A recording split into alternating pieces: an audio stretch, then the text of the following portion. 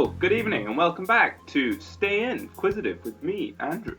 It's time for the answers for our fantasy books round on this beautiful Saturday, even though I haven't left the house. Flat. Anyway, let's go.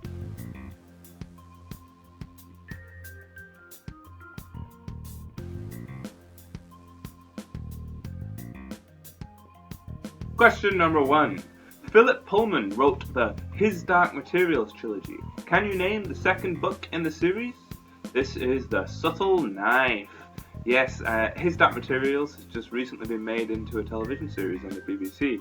I haven't finished watching it, but it seems interesting, and the first season incorporates some elements of The Subtle Knife, which makes a bit of sense. I fully recommend reading the book, though.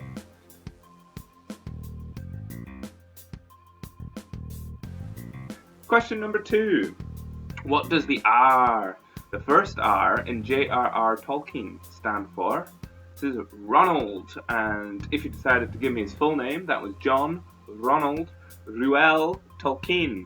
And I think I probably pronounced the third R, Rule, wrong there. I'm not entirely sure how to pronounce it, but there you go. Well done if you got that. And as I said previously, go watch Tolkien. It's a good movie.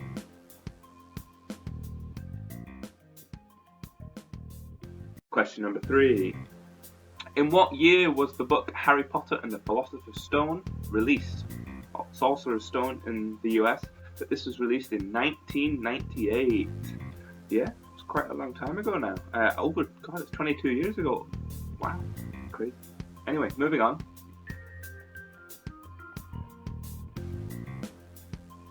Question number 4. From which book series do the following characters appear? Hot Pie, Shaggy Dog, and Jojen Reed. Well, if you saw the adaptation made by HBO, you'd probably be able to guess this. It is A Song of Ice and Fire, or Game of Thrones, if you're going by the TV series. However, the first book is called Game of Thrones, and the series is A Song of Ice and Fire.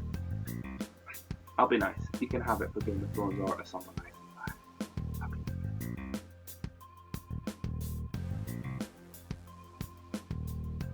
Question number 5. In Terry Pratchett's Discworld novels, what concept is presented by books equals knowledge equals power equals force times distance over time? Well, this was Mr. Pratchett's representation of library space, L space, how books are power, give you knowledge, and knowledge is power, and very nicely fit that into the equation for power in physics. Again, a great set of books to read. Very funny, especially if you're into fantasy, or even if you're not. He's a very good character writer. He's very good at satire. He's very good at satiring British people, or at least people you'd see out in the wild.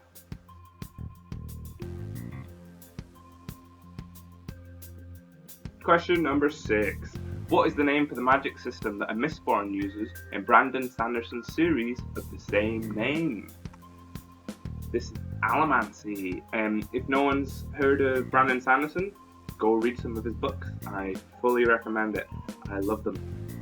You can start with Mistborn if you like, or if you're feeling very, very, very brave, he has a series called the Stormlight Archive, which is they're mammoth books.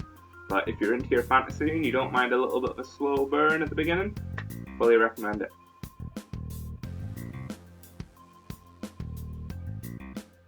Number 7. American Gods was adapted into a successful television show, but who wrote the book? This was Neil Gaiman, yes. I've not actually watched American Gods, and I've got plenty of time to do it. Maybe we'll do it. I don't know. I'm doing a lot. Hobby.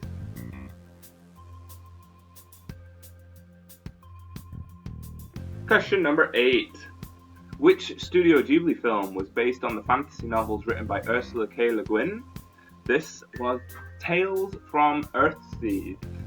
Probably not up there as one of the best Ghibli films, but it's still a Ghibli film nonetheless. Liam Neeson actually plays in the English dub one of the characters. I'm told that the original novels are much better. So, again, something to do.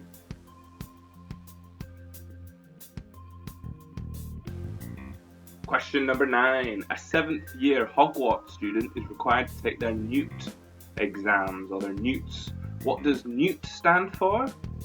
Nastily, exhausting, wizarding, test. Yes, well done if you got that one. I could remember owls, but for the life of me, I couldn't remember what a newt was. So I had to Google that thing. So well done if you got that.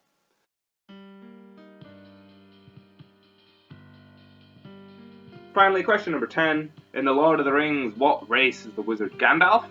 He is a Maya. Yes, M-A-I-A was the singular. Remember, I was looking for the singular. The plural is Maiar. I'm not going to get into an argument about Middle-earth mythology and lore, though, because I frankly don't know enough about it, and a lot of people on the internet do, so we'll leave it there.